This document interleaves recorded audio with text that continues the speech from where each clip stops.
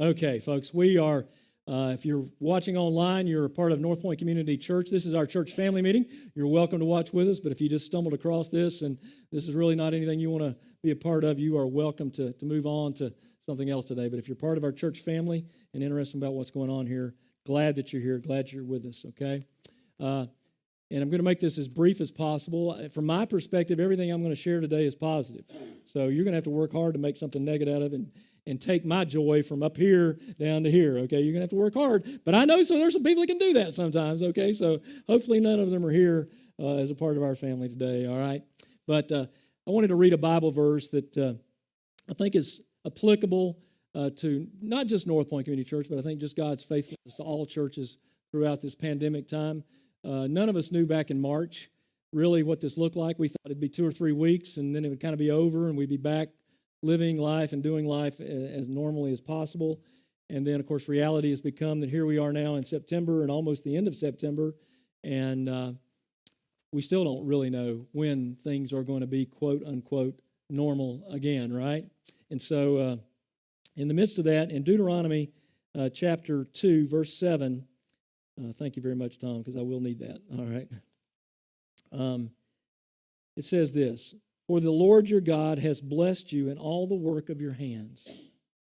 He has watched over your journey through the immense wilderness.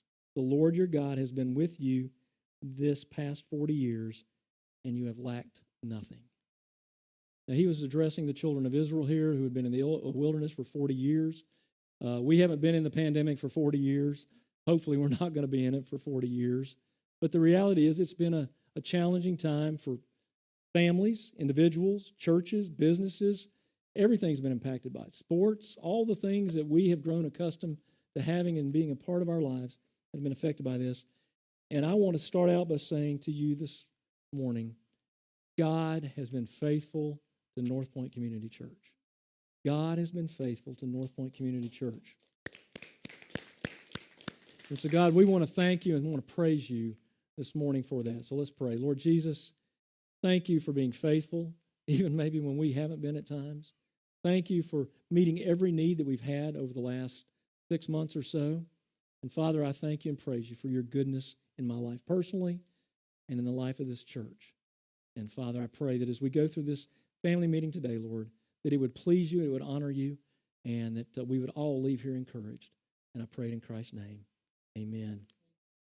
Now, real quickly, there's going to be things up on the screen that you'll be able to see, but I want to start out by just talking about real quickly some of the upcoming events that we have. Now, I also want to mention, especially if you're watching online and those of you in the room, we send out our church email, through church email, our church bulletin every week to you. I'm not going to ask you to raise your hand whether you read it or not, because I don't want to have my feelings hurt this morning. You're not taking me from here to here, okay? But the reality is we send it out there for a reason, so that you can know what's going on in our church. And so if you're not getting it, please contact Bettine and let her know that you're not getting it, because that probably means we either don't have an email address or we don't have an updated one, or we've got a letter that's wrong in it or something, okay? But we want you to get it because we do communicate it on a weekly basis, some of the things that are going on. So here are the big things. Currently, the food drive that ends at the end of September. So please, if you want to bring some food in, do that in the next 7 to 10 days. October 17th, we're going to have a work day at the church. We're going to do some work on the inside and some work on the outside.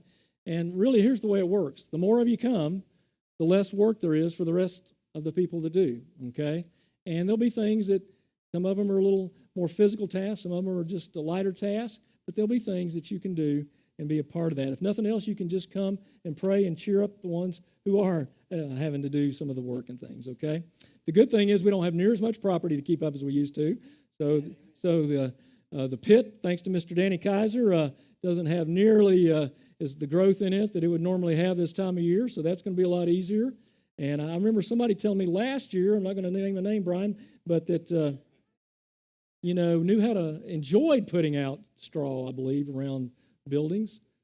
Oh, was that you? Okay, well, anyway, you guys work that out in your family, all right? But anyway, I just remember Brian, I thought, okay. But anyway, that's on the 17th. October 21st, that's a Wednesday night. We have our prayer time here. We'll be doing it online as well as, but I'm going to actually, I believe, have us have a prayer time here at the church for those of you that can come. And we're going to pray for our state. There's been a call of all churches, and evangelical churches, Christian churches in the state of South Carolina to pray on this one Wednesday for our state. We'll pray for our city. We'll pray for our nation that day. So you'll get more details about that coming. October 25th, we're going to take up a love offering for Birthright. This would be above and beyond your normal tithing or generous giving that you would do to the church. But this is to replace the offering. We do the baby bottle thing from Mother's Day to Father's Day in the summers, and we weren't able to do that this year. And Hank and those folks are just doing a great job down there, okay? And so one of the ways that we can bless them is financially. We've had a volunteer from our church who's gone down there, who's working with them on a weekly basis, and I'm actually proud to say that it's my daughter, okay? And she is loving it down there, and if some of you have time and the ability to be able to volunteer, I know Hank would love to have you come down and help out with some things. And then just throwing this out there, November, we'll begin to start taking up for the Lonnie B. Christmas list. I've had to work through this all week just because, as you know, Miss Edith, that was her one of her things that she did here, and did such a great job with it. And so it's going to be different this year for sure. COVID is going to make it different as well. But we'll be talking more about details about that coming up in November. But what we're going to do this year is do gift cards, okay? Because we don't really know if they're going to be in school or not. We don't really know what their needs are going to be. And so I'm just telling you this in advance so you can be thinking about in your budget that there are 47, I believe, classrooms that we're going to try to sponsor. And we're going to do $40 per classroom. So some of you will be able to do one. Some of you might be able to do a couple, okay? But anyway, that'll be coming, details coming about that later on. So that's upcoming events. Then I wanted to just share a few of the things that have taken place during this pandemic. I didn't know what else to call it, so I think I just called it things accomplished in the process of a pandemic, okay? And these are things that probably a lot of you don't know about because they're more behind-the-scenes kind of things. But one of the first things that I want to talk about, and I didn't put it on the list, is Rusty Painter and Christy Vanko. I just want to thank them again for their faithfulness and their diligence throughout this pandemic with the technology and working with our technology. I mean, quite honestly, March the 15th, we didn't have a clue really kind of how to get started with all this. And I don't know that we're experts now either, but we certainly are a little better at it than we used to be. And so thank you guys for your faithfulness to serve. They can still use some help. And some of you have some giftedness in this area, and I want to really encourage you to talk to Christy or Rusty and let them know that you want to be a part of that. So there's that. Then, Providence Home. We haven't done this yet, but we're in the process of doing it. We're going to make a financial contribution. They built a brand new facility that's going to house 33, I believe, people, okay, men. This is a place where they house men who have been out on the streets, but they have a very strict criteria of faithfulness. That they have to go to church every night, okay? They have to have jobs. It's not just a gift kind of thing where people come in. But we've had a relationship with them for the last couple of years. I've been going down there and speaking to their chapel, usually monthly, that kind of thing. And so they have one facility that housed, I think, 20-something. This one's going to house 30-something. So they've over doubled their capacity, I believe, if I remember correctly, through this new building. And so we wanted to be a part of that. And so there's actually going to be something that'll have an inscription, a plaque or something that has North Point Community Church's name on that. And so we're working with Adele Little, who is the coordinator for that down there, and we'll have that done in the very near future. We continue to support Rosewood all throughout the pandemic, and thank you guys for faithfully bringing food in and dropping it off, and so that we could do that. We've already mentioned the baby shower with Birthright that we're going to do with the love offering. Here's another one that we're in the process of. It was kind of a unique reason. That's why it's not done already. But as God has blessed, as you've been faithful in giving, and I'll talk more about finances in a few minutes, but as you've been faithful in giving, as we've had to underspend for other things because of not really doing some of the events and things that we would normally have done this year, you know, I look at this and I go, man, only God could come up with this, right? Because we're a church that probably wouldn't be able to do this otherwise. But because of the way this has kind of worked out, we've had some funds that we've been able, without affecting our budget, without, you know, raising anything or doing anything like that. And so we're actually going to be able to replace some of our worship equipment back here.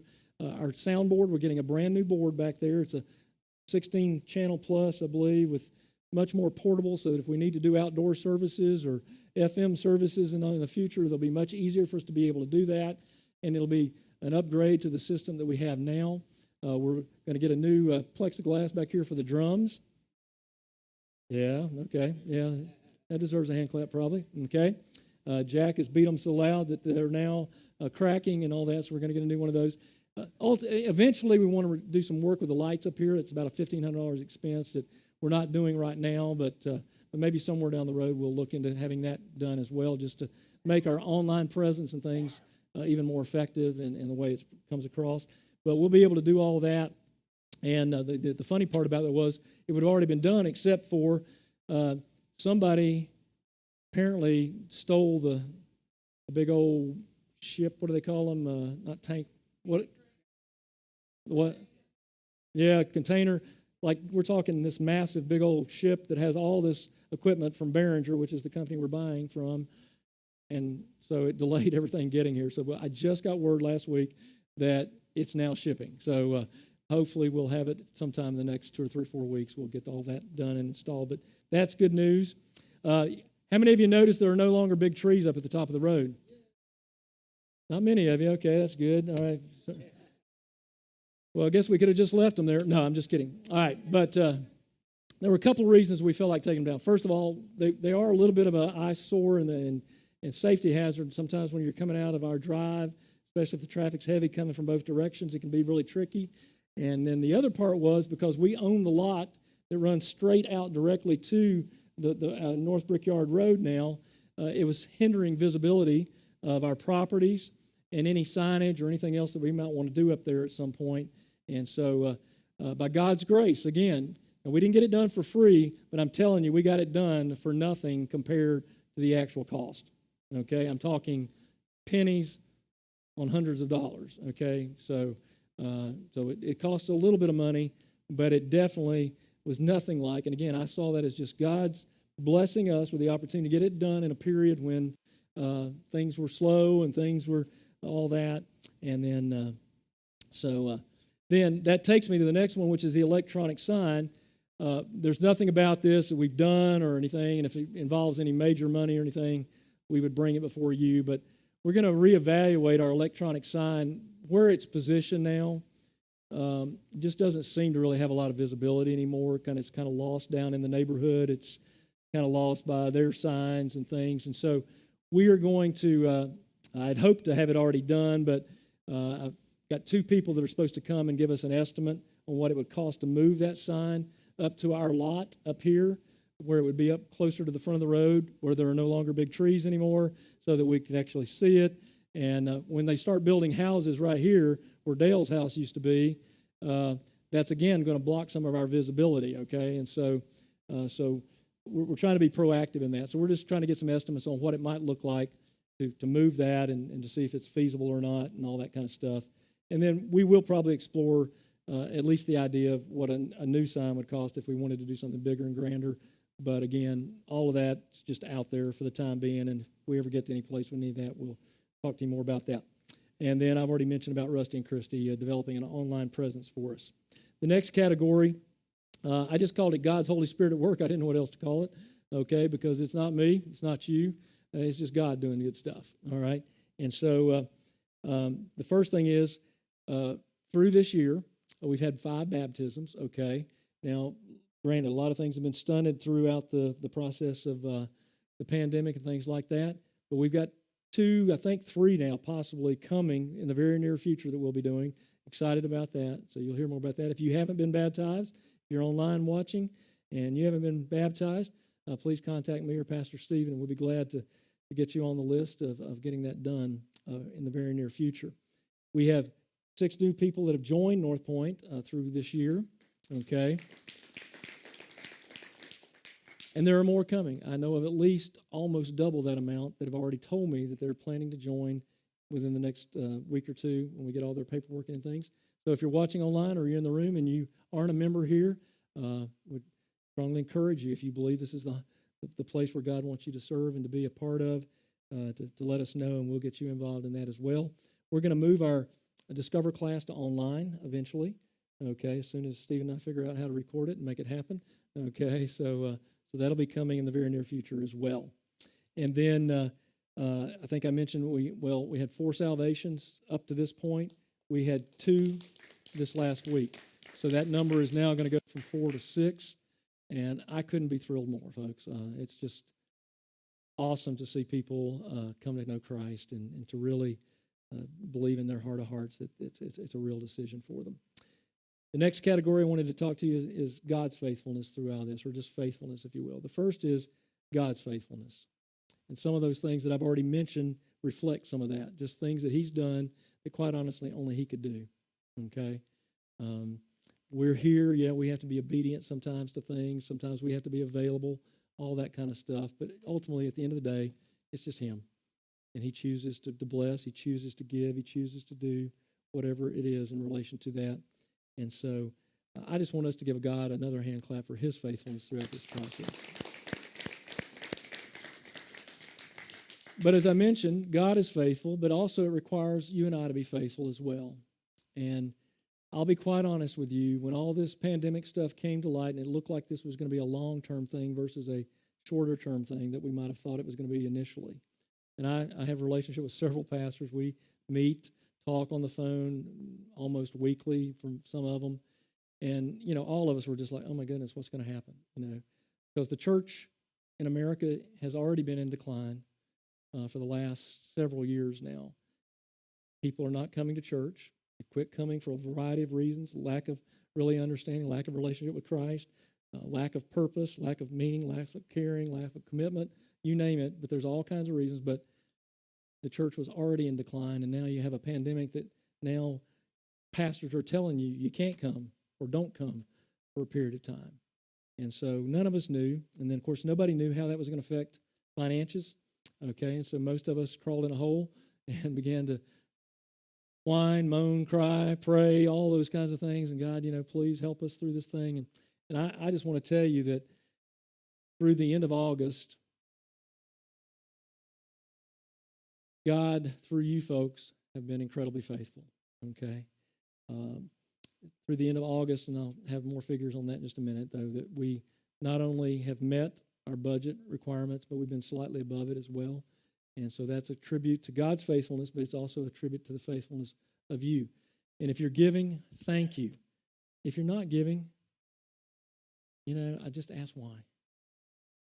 Because if God owns it all, then it's just a small part. But if we all do our part, we would never have a problem with budget here at North Point. And it's my belief that most churches wouldn't have problems with budget if everybody was faithful in their giving. But thank you for those of you that have been, and for those of you that might be considering becoming faithful givers. Thank you for your prayers, for me personally, for our staff, for all the sick and afflicted and all these different folks and different things that have been going on. None of that stopped through the pandemic. And, of course, we had the one heartbreaking loss of a church member back in July. And, so we've all had to work through that, praying for each other. And, Karen, if you're watching this morning, you're loved and prayed for diligently. DL, for you guys that are battling things that are pretty strong stuff right now, we just want you to know we love you and we are praying for you. And then I want to thank you for those that are serving. Again, one of the big questions for churches was, well, who's going to serve? Because everybody's afraid of getting COVID or whatever your reasons were. Maybe you have an immune system, or maybe you fell into the age category that was kind of questionable, or, and everybody had their own level of comfort level as to what they thought was okay and what wasn't. And so we really had no idea what that was going to look like.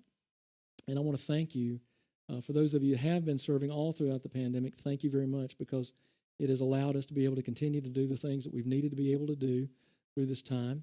We just started Children Back last week, and we've had some folks that have come back and workers with that. We know that there's some that can't come back right now because of health, immune type things, or maybe they're in an age category, or maybe they're just not comfortable yet, and that's okay too. We're not putting any pressure, but we're thankful that God has been faithful through you folks to provide enough people that we've been able to offer at least through kindergarten through fifth grade back again.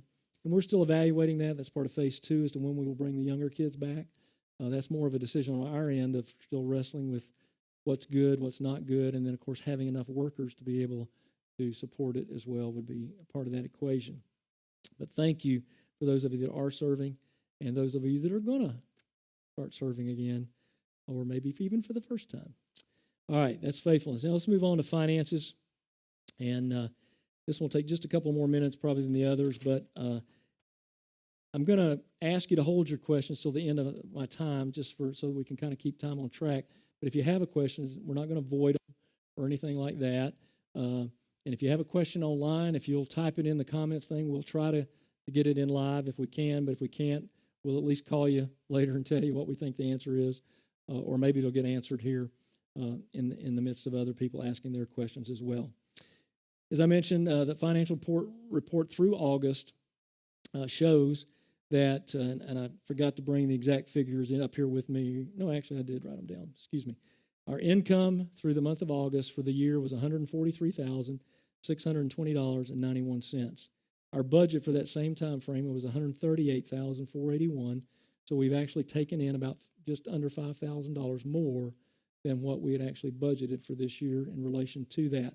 And again, that's a tribute to your faithfulness.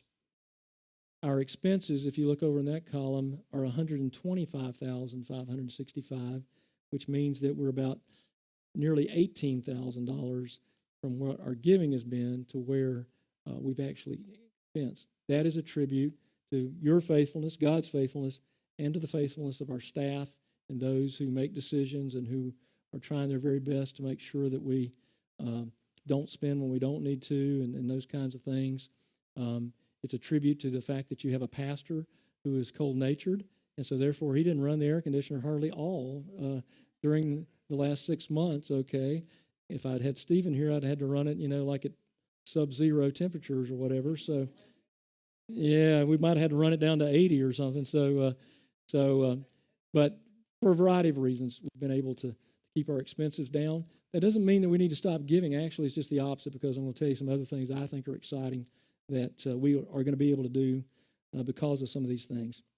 Number 2, I don't even know if I can say this without, I'll just have a heart attack, fall off the stage and die right here in front of you, okay? But we switched from First Palmetto to First Citizens with our bank loan, the one that we've had for many, many years. And I want to thank our elders. I want to thank Tom and Bobby and Drew. I want to thank Rick Gregory for his help in that process. Thank Christy Sellers for her help in that process as we worked through, negotiated, and talked. Kevin Fernald, if you're watching online today, he's at First Citizens, and he was instrumental in helping us there as well. And so just want to say thank you to the first. That happened on August 21st. We signed it down at Christy's office down there. I stole a pen from your boss, okay? But then I read the pen, and it says, this pen stolen from his office. So I guess he knew I was going to steal it. So all is good. All right? So thank you, Rick, Christy. Harry, don't want to leave him out either, who is our bookkeeper. He also is instrumental in some of the decisions we make because we don't want it to affect him in any way or the continuity of our church and our paying our bills and all those kinds of things. So here's in the B part of that. When we were with First Palmetto, we were paying 4.5% interest. We are now paying 3.4% interest. That's 1.1 difference, which maybe doesn't sound like a lot if you don't know much about that, but that's a bunch of money at the end of the term of this term that we have this out on. So the note is for 10 years, but I'm going to explain in just a minute what we're doing with that, okay?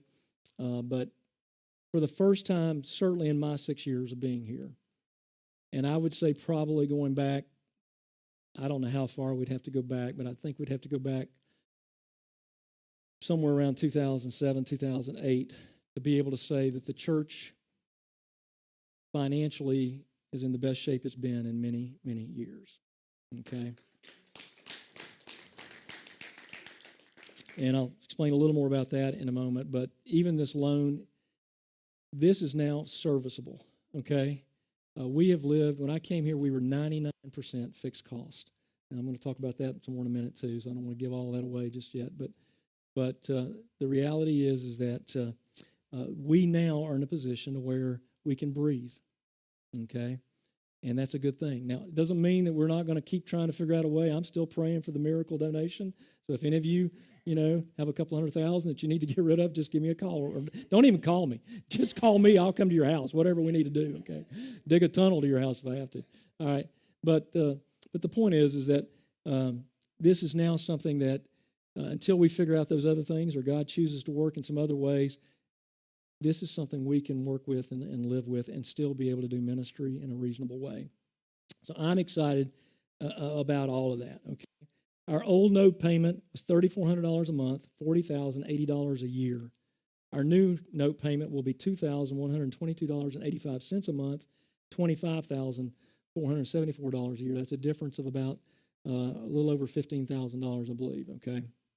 And so that's big money for a church our size and our size of our budget, okay? And that's definitely a big chunk of money in my household, okay? So maybe not in yours, but in mine it is. So what are we going to do with the differences of that money, okay? And we wanted to be, as elders, we talked about it, we prayed about it, as we got input from Rick, as we got input from Harry, and some other people in financial, that have financial minds and things like that. We wanted to be good stewards with it, okay? But we also wanted to expand our ministry influence as well, okay? And so how can we accomplish both of those things was really kind of the goal in all this. So the plans for the difference is it's about $1,277.15 a month. It's different. It's available for us to do something, okay? And that comes out to about $15,325.80 per year, okay, that now is available, okay, to process through. So we looked at a lot of different options of things, talked about a lot of different ways that we could do this, okay? And here's what we came up. We believe this is a strong plan for this church in the present and for the future, okay? So here's the first thing is, we decided that while we can pay the note off in 10 years and that the relief of that note payment of $2,100 is certainly a lot sweeter than that $3,400 note, but our goal is still to get this church out of debt as quickly as possible. So we, for as long as we can, and the hope would be that it would be over the duration of when it pays off, that we would continue to pay more in than what the actual requirement for us to do is. And so our goal is, instead of paying it off in 10 years, is to pay it off in 7.5 years, okay? So that's worth a hand clap, I think, okay? All right. And so so the first part of that is debt, and that would mean that we're going to put about an additional, I think the note payment is, I think it's about $707.82 per month. We're going to put in more than what our note requirement is, okay? So that we're paying that. That's about 55% of that $1,200 I just mentioned to you. So we're putting more towards continuing to pay down our debt than anything else that we're going to talk about today, okay?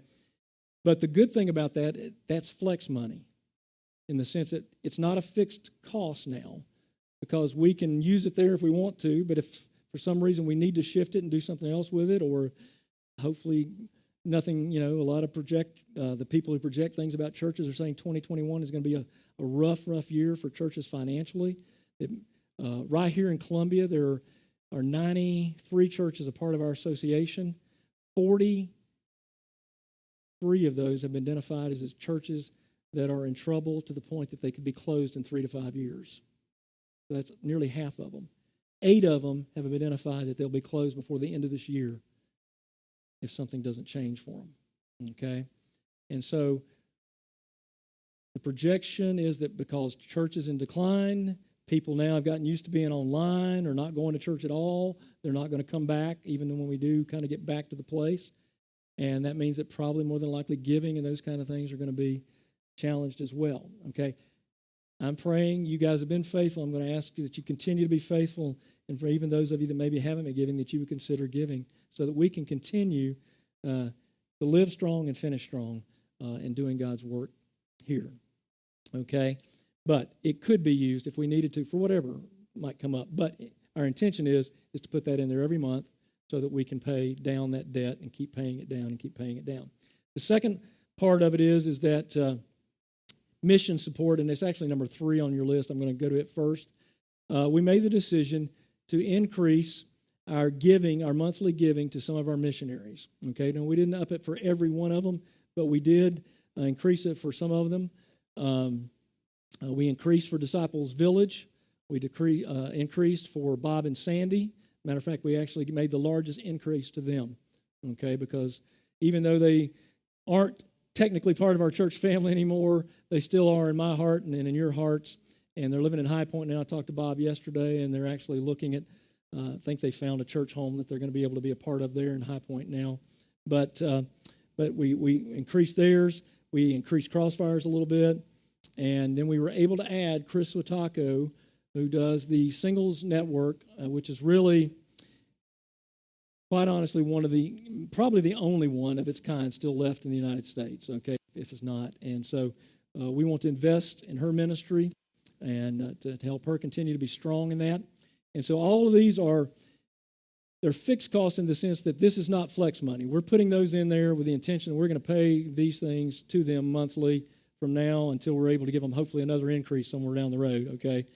All right, but it is money that's coming out of that pool of resources out of that $1,200. And then the other category is what we called, or what I called, I guess, community missions. And this takes into several things, okay? It's about $210 a month that we'll put in there, but it's still flex money. So in other words, if for some reason something comes up, it's not a fixed cost, okay? None of it's committed to anything that has to be done.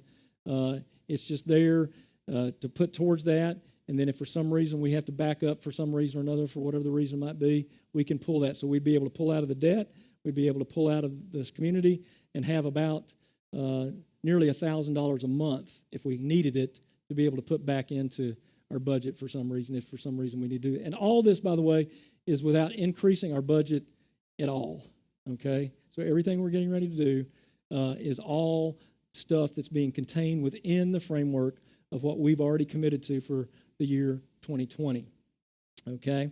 And so then, so what all that comes out to is this is, I don't even know how to get to this, okay? But when we talked to Harry, who is our bookkeeper, we also needed to figure out what do we do. We have a roughly, and this number fluctuates a little bit because when giving goes down a little bit in a month or a week, you know, it bounces up and down, okay? So it's kind of like our losing our salvation. It's like this sometimes. But the really good news is that figure is better than it's ever been, certainly in my 6 years here.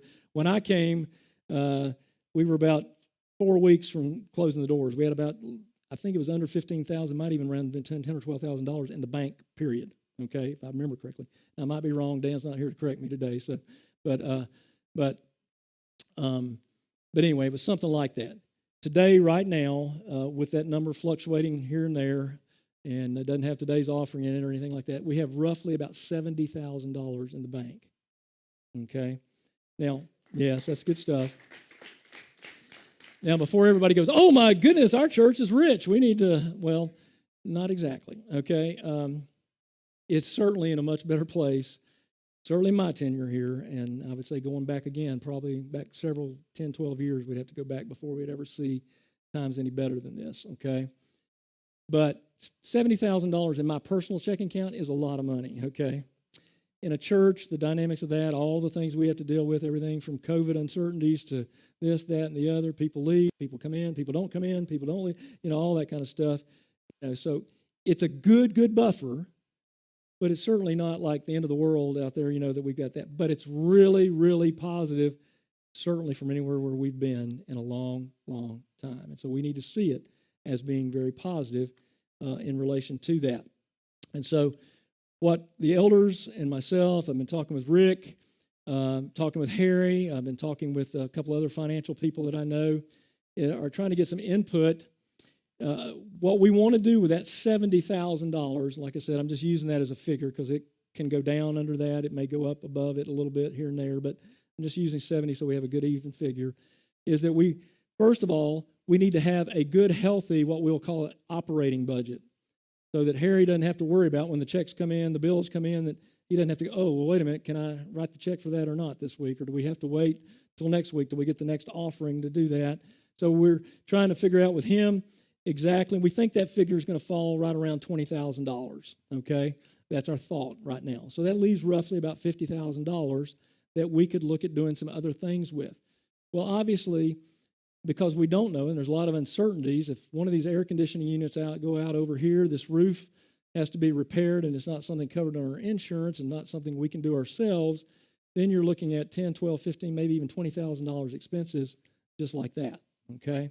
And so what we want to do is try to have some of those monies being invested in something that's earning a little bit of money so that hopefully it can help us, interest and that kind of thing. But also it has to be available enough that if we really, truly did need to pull it out pretty quickly, that we wouldn't get eat up with penalties and things of that nature. So we are still working on that. I'd hoped to have a plan for that today that I could just share everything with. But I think in general, you understand. We're going to protect the church, so we're going to keep enough in the operating to where everything's good. We may put some of it on a little longer investment, and then we may keep some of it on some shorter investment just so that it's flexible and more available to get to if for some reason we really did need to pull it out in an emergency or whatever might occur with that, okay? But positive, can I just say positive, okay? I mean, and that.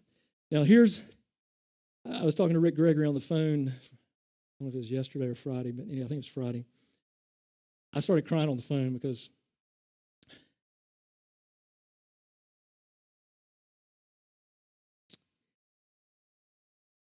I come from a family of business, and I balanced my first checkbook when I was 6 years old. I ran my first business when I was 6, and not everybody agrees with this, but I was raised by Dave Ramsey's.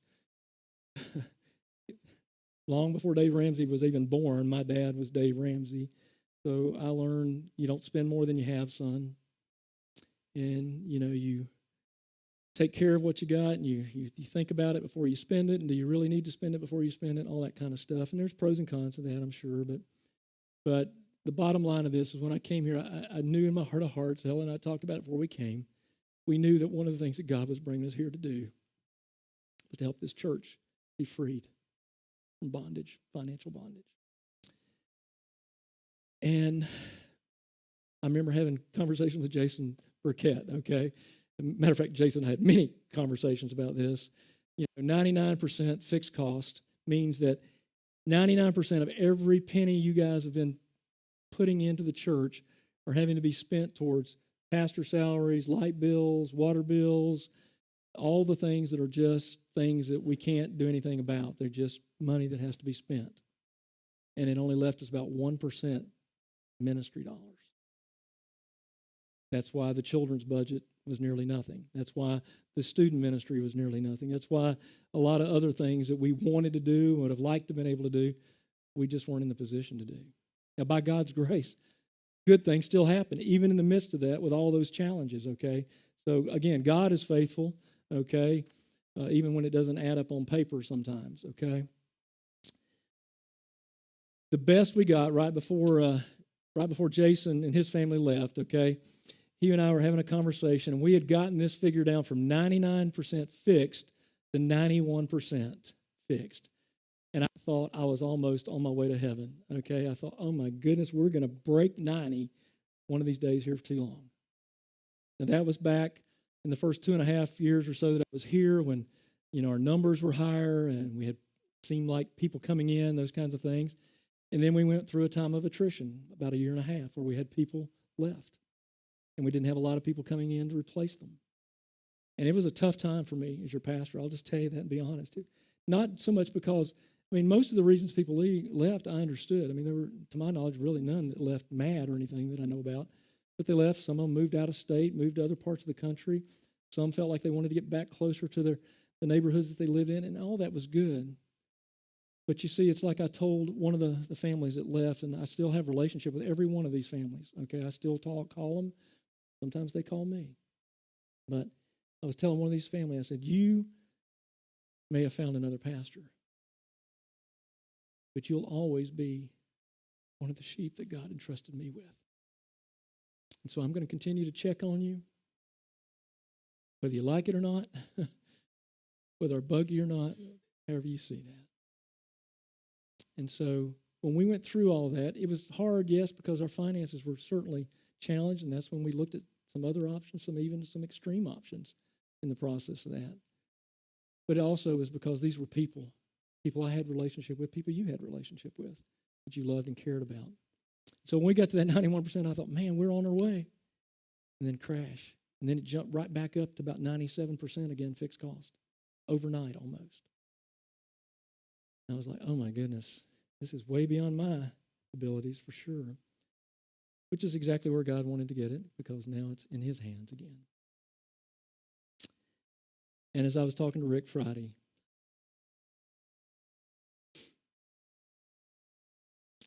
if my math is correct, which I'm pretty good at it, I don't know, I'm not saying I couldn't make a mistake in it. With these things that I suggested to you this morning, and moving part of it, paying extra debt down, putting some in missions, and putting some in a community missions, if you will, that can be used for Lonnie B. Nelson, it can be used for benevolence, it can be used for helping a church if we saw somebody in need, or whatever it might be, okay? But those are flex monies. Our fixed cost would be 79.7%. We actually would have broken the 80%.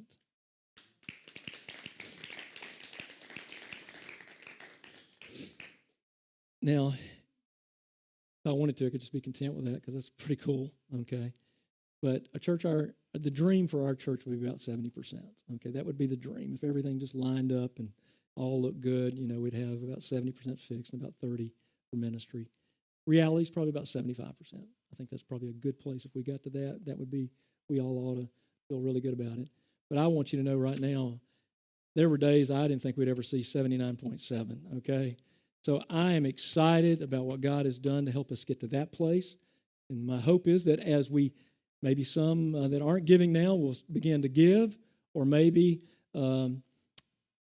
people that God is going to send in will be people who will be givers in that sense financially, and all of that can take that 79.7 eventually down to 75, maybe even to the dream someday, okay? But anyway, I see that all as incredibly, incredibly good news. I hope you do. And then the next step's just closing out here, and then I'll take questions if there are any. We're in children's and students phase 1 right now. Students are meeting on Sunday nights. They're meeting in person. We do have children kindergarten through 5th meeting in person now during the worship services for the last 2 weeks. Let me just tell you the dates for the rest of it. I don't know. Okay? Can I be more specific? It's a constant wrestling match. For me personally, mentally, I talk to pastors, other churches. Everybody's all over the board. Then we read what the CDC says and what the state says, what our governor says, and all these different things. And so we're just trying to be wise is all we're trying to do, okay? And if you think we're going too slow, you're probably right. If you think we're going too fast, you're probably right, okay? We're just trying to be faithful in whatever we believe God is calling us to do in this. But so we're just going to keep phasing it, but eventually the hope would be able to bring students back, probably Zooming in small groups, and then maybe in person, and then hopefully bring some of the younger children back once we feel like we can have the workers and things that would be able to support that. As I mentioned, I think earlier, Discover North Point, we're going to move that to online. So if you're thinking about joining the church, you won't have to come and sit in an hour and a half meeting here at the church and get fed. You can just stay home and eat your own food and wear your pajamas or whatever you want to, and just do it online that way. So we'll be talking more about that in the very near future. And then the last thing that I want to mention that I'm excited about, and some of you online, some of you in the room, you'll probably be getting phone calls from me in the very, very near future. I believe God has put on my heart to put together, I'm just going to call it a think tank or think team because I don't really know what else to call it. But one of the, I guess if I would say I had a failure as your pastor to this point that I would identify immediately with is we just haven't ever really figured out how to make disciples here on a regular basis. And what I mean by that is we do pretty good with our children. We do pretty good with our students. Hopefully your preaching is fairly decent, okay, on Sunday mornings. But we really haven't ever figured out this small group thing for adults, especially families, okay? And it was already kind of in decline before I got here, and we've tried different things since I've been here, and none of them have just really clicked, okay? And so our 3 key words are we want to be worshipers of God, we want to grow each one of us individually, spiritually, and collectively, so that we can reach more people, okay? And one of the primary things that you have to do before you're going to be able to reach more people is you got to grow yourself, okay? You've got to come to the place where you know why it's important for you to share your faith. You got to come to the place where you know why it's important to gather together with people. So what I'm going to do is put together a think tank of people. It will not be a large group of people. It's going to be, I don't even want to say because I don't know for sure, but it'll be me and probably, I would say, 4 or 5, 6 people, okay? Kind of like what I did with the bylaws team. Brian was on that. We got people in there. We bannered back and forth, pros and cons, those kinds of things. And so what this team I want to do, and I want to start it in October, is we're going to talk about how do we help people grow on the inside. So how do we effectively have groups here that some of you actually might support, okay, and come to and be a part of. And I have some ideas, but I want them to see what my ideas are, and then they can shoot holes in those if they want to, or come up with better ideas or whatever. And then out of that, the idea would be, how are we going to, as we grow inside, how now do we reach outside? And folks, you know, we said when we voted back a couple of years ago in February that we felt like staying here was the thing to do. Well, if that's the case, that means we have to reach this community right here, these houses that are being built around us, okay? And everybody's like, oh, well, that's easy, man. We'll just walk over there and hand them a flyer, and they'll come to church next Sunday. Not going to happen. Church is in decline already. I've already talked to 2 of the families over there. They flat out told me, have no interest in church. Don't matter if it's your church or anybody's church. We don't care. We're not interested. Not coming to anybody's church. It's a different world than what it was when I grew up, even when some of you grew up. Church is not a priority for people. So while I believe it is our responsibility to reach this community, I also believe that it's not going to be easy. And then when we tap into that, I've done some research with demographics for this area. 48% of the population right now in Northeast Columbia, within 2 miles of North Point Church, is African American. 42% Caucasian. That's projected to go to 50% African American and 40% Caucasian between now and 2022 or 2025, something like that. Okay. Now, that's not a bad thing, because I hope we're not the church that says, hey, they're not welcome, because you know what? They are, because as long as I'm your pastor here, anybody and everybody that wants to come here is welcome to come here. But it also means that we're going to have to be intentional to some degree as to how we reach into that, okay? Because culturally, their things are different. If they've gone to church, they may have a different kind of church music, things like that. So there's a lot of things that are going to factor into this that we've got to be proactive in and trying to figure out. So I'm putting together this think tank team, okay? We talk about how do we grow inward and come up with some ideas that we hope will be effective in being able to get some groups and things that you folks might actually support and be a part of. And then how can we proactively reach in to this community that God is literally building up around us, okay? It's not like we got to drive anywhere, okay? He's literally building it up right here in our side door and our back door. And so I believe in our mission statement that we're here to worship God, that we are here to grow individually and collectively, and that we are here to reach others. And I hope that's your heart. Now, you may not know how to do it. You may not even be sure why you think you should yet. But folks, if we're not doing those 3 things, and again, I've told you many times, our 3 key words are our words, but other churches have their own words, and that's all cool. But that's the gospel. It starts by worshiping Him. It's becoming a believer, and then it's growing in that believer relationship. And then it's about reaching other peoples and adding to the kingdom. That's the gospel. That's the mission of the church. It's the mission of North Point Church. It's the mission of Sandhills Community. It's the mission of any Bible-believing, teaching church. The mission is, they may have different words, but it's to be worshipers of God, to grow themselves, and then to reach other people and bring more people into the kingdom. That's it. It's not complicated. It never has been. How in the world we've tried to make it so complicated, I don't know through the years, but we have. It's that simple. So I'm going to stop. Any quick questions that I can answer for anybody about anything? And then we're done.